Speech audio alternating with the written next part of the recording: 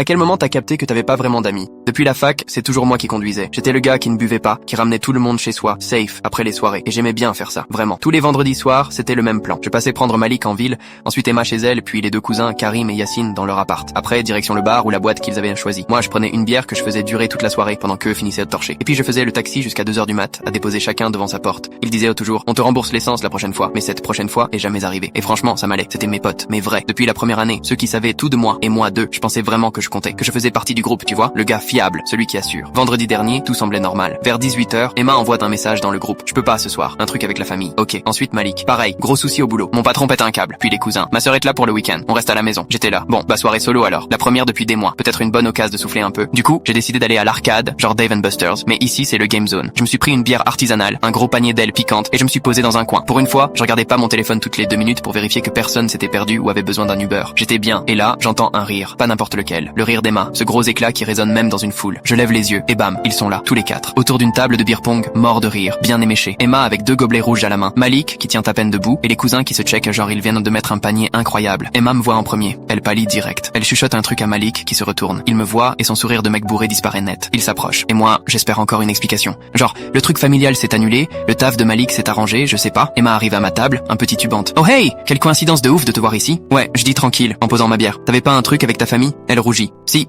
mais ça c'est finito. Du coup, on s'est dit que Malik la coupe, pas vraiment en état de réfléchir. Mec, on voulait juste une soirée sans... Il s'arrête, réalise ce qu'il allait dire. Sans quoi? Je demande. Même si au fond, je sais. Sans nounou, lâche Yacine. Direct. La phrase me gèle. Emma lui donne un coup dans les côtes, mais trop tard. C'est sorti, c'est là.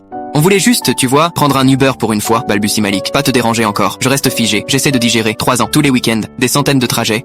Et moi, j'étais juste un poids. Un gars pratique. Un chauffeur sobre qui les embêtait. Vous vouliez une pause de la nounou, hein? Je dis, à voix basse. Ils baissent tous les yeux, fascinés soudainement par le sol collant. Personne répond. Personne dit que c'est faux. J'ai laissé mes ailes sur la table et je suis sorti. En passant devant l'entrée, j'ai vu un chauffeur Uber attendre. C'était le leur. Il l'avait déjà réservé. Je lui ai donné 50 balles pour qu'il annule la course. Et je suis rentré, tout seul.